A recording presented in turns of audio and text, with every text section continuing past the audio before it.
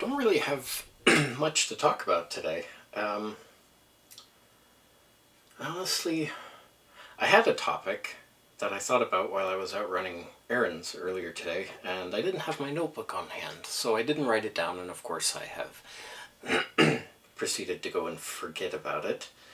Um, Today was a pretty uneventful, uninteresting day. I am in a lot of pain from shoveling the the driveway yesterday. I'm definitely paying for that today. Very, very sore. The legs are sore, the back are sore, but I'm not incapacitated. When I did the same thing last year, I was basically unable to walk. I couldn't even really get out of bed without assistance, so um, I seem to be a little fitter and healthier than I was the last time I had to do this. I know that I've been, the last couple of months, the boyfriend and I have been doing We Fit You, which is rather entertaining way to get in some exercise. It's not amazing exercise. It's like aerobics and step stuff and, push-ups, sit-ups, and various different games that trick you into using your muscles to do stuff. It's a lot of fun, actually. Um, and in the course of doing that and having stopped taking the medication that was making me gain a prodigious amount of weight, um, while I was on mirtazapine, which is a decongestant. Chris, where is your head? It's not a decongestant. It's a antidepressant. That's the word I'm looking for. Oof, that word just fled out of my brain. Just whew, it was gone. Anyway, so it's an antidepressant that you dissolve under your tongue, and it makes you very sleepy, which is a good thing because I was having trouble sleeping. And it also helps correct the chemical imbalances in the brain that cause depression. But the one side effect that I didn't really give much thought to at the time was that it also increases appetite and stimulates weight gain. Now, when I started taking the mirtazapine, I wasn't really in the best of shape anyway. I think I was around 170, maybe 175, somewhere in there, which is a little higher than I'd like to be. I'd like to be in the 150 range. That would be ideal for me. But anyway, so I was at 170, and when I realized that things were getting bad was when I couldn't get into certain pairs of pants or even underwear anymore. I realized that I was gaining a lot of weight, and I wasn't too sure, so, the only thing I could really iron down as being sort of a causal loop on that was starting to take some mirtazapine. Then I did some research, and sure enough, mirtazapine is used to stimulate appetite and weight gain. And I was like, oh, that's why I can't stop eating and gaining weight. And at that point, I felt that the worst of the depression and the, admittedly, suicidal urges were gone. And I was never supposed to take the mirtazapine for an extended period of time anyway. The doctor told me if it turned out that we were going to have to do a long-term regimen of antidepressants, that we'd have to switch to something else. But the mirtazapine, for the short term is a very effective drug. And, I guess it helped me get things mostly screwed down tight in my head. It's still not, 100% up in my brain, but it's getting better. Where was I going with that? Oh yeah, but by the time I realized the mirtazapine had stimulated a bunch of weight gain, I had gained 25 pounds. I was a lot closer to 200 than I would like to ever be for the rest of my life. So I weaned myself off of it, and started exercising and started being super mindful about my diet. I've cut so many carbs out of my diet just by seeking alternative things or just omitting them entirely and trying to supplement with vegetables or extra proteins. You could call it a ketoacidic diet, but I'm definitely not in ketosis. But I'm certainly being much more aware of the amount of carbohydrates I'm intaking. And a lot of people like to use carbs as a catchphrase, but North Americans specifically eat far too many carbs. Fries and burgers, and you have the bread on the bun, and then you have the fries, which are carbs, and then you have the big soda, which is simple sugars, which is a carbohydrate, and and then you sit down at your big meal, and you have stuffing, and you have potatoes, and you have candied yams, and all of that stuff. Now, granted, it's Christmas dinner, so you're kind of allowed to cheat, but just overwhelming amounts of carbohydrates. You sit down in a restaurant, and they bring you a thing of bread to eat while you wait for the rest of your meal, and I just realized these are the things that go straight to your waistline, and your thighs in my case. And so I started working on cutting those out of my diet, and I discovered riced cauliflower, which is absolutely amazing. I mean, don't eat it thinking rice, because if you take a mouthful of riced cauliflower and you're expecting rice, you'll be deeply disappointed. But it makes a brilliant substitute for rice. As long as you're not, you're in the understanding that you are not expecting rice, it is a delicious alternative, because you can season it any way you would anything else, because cauliflower is, for the most part, flavorless. I mean, it has its own flavor, but it very readily adopts the flavor of anything you put on it. So it's pretty delicious stuff. So we use a lot of cauliflower, which is additionally healthy, because cauliflower is a cruciferous vegetable, and people don't eat enough cruciferous vegetables, so that's a good thing. And I just realized my camera is really off kilter. Let's see if I can fix that. It needs to go back a little bit, and then I need to do this a little bit. There we go. And then I'll just shift this over a little bit, get it all centered. There, that's much better. That was bugging me. But yeah, so I've started losing weight and trying to be more mindful of my health and exercising and everything, and I think I'm starting to drag myself out of this emotional black pit that I was caught in.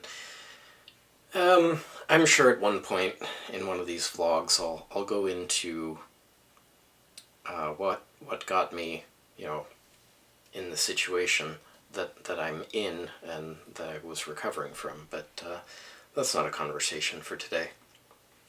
I really wish I could remember what I wanted to talk about. Completely pulling a blank. But yeah, today I tried to go out for some blood work. The form for the blood work said that the lab was supposed to be open until 10, so we arrived shortly after 11, but they decided to change their hours and not change the form, and they had closed at 11, so we kind of wasted that trip. But then we went out and did some other errands, came back, played some Minecraft, which is it's surprisingly fun for how simplistic the game is. We're playing a mod pack called Roguelike Adventures and Dungeons, and it's actually quite a lot of fun. The last mod pack we tried was Stone Block, but my little crappy Linux computer is not up to the task of keeping up with that server, so it started crashing, so we had to kind of give up on Stone Block. But RAD has been a lot of fun. So we played that for a little bit, and then I fired up the deep fryer again and made some chicken burgers, and those were delicious. And then we just kind of sat on the couch and cuddled and watched YouTube, and it was kind of nice, especially given the fact that it's -9 out right now. At least it was when I last checked. I wonder what the temperature is currently. Oh boy, yeah, look at that. It is now minus, does that show very well? -14. Ooh, that's chilly.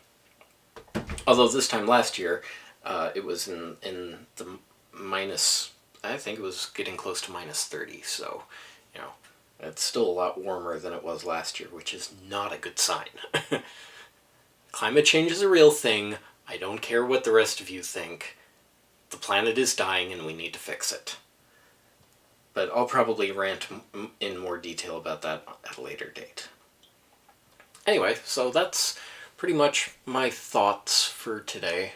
We're up to 10 minutes, so I'm going to try to wrap it up. Did want to show you this neat little thing. So this device here, this little thing, and I've done a live stream on them, but I haven't done a proper video on them yet. This is called a Joule Thief, and a Joule Thief can take a dead AA battery and power a 3-volt LED quite brightly. And this battery is completely flat. This battery, I think when I checked it, is at something like 0.7 volts. So, you know, for a 1.5 volt battery, that's pretty tanked. Anyway, now this right here, this is a neat little thing from UG LED. I have two of them up here illuminating my my workbench. This is what's called a high color rendering index LED panel, and basically it has a much more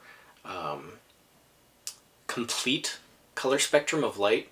LED lights are very peaky. They tend to be very blue, and they don't render colors very well, which is why, like, the handles of these pliers here are extremely vibrant. You know, very, very nice red in the camera, and you wouldn't get that without good lighting. And that's what these are. UG International, excellent quality stuff.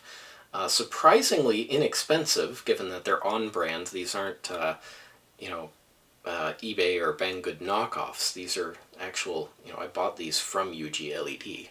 Very nice stuff. But this isn't a review for these. I already did a review for these on my main channel. So, but they're very cool technology. Anyway, so if you look at the back here, it's got a bunch of information about what they are. You know, aluminum backed. I don't know what this means. But see this thing here where it says 30 volts? Well, let's just go ahead and connect this back up to the circuit, the Joule Thief here, and well, that was anticlimactic. Why isn't it? Well, it is working, it's just super dim. I'm going to kill the lights so you can see this. Bonk. Oh. Okay.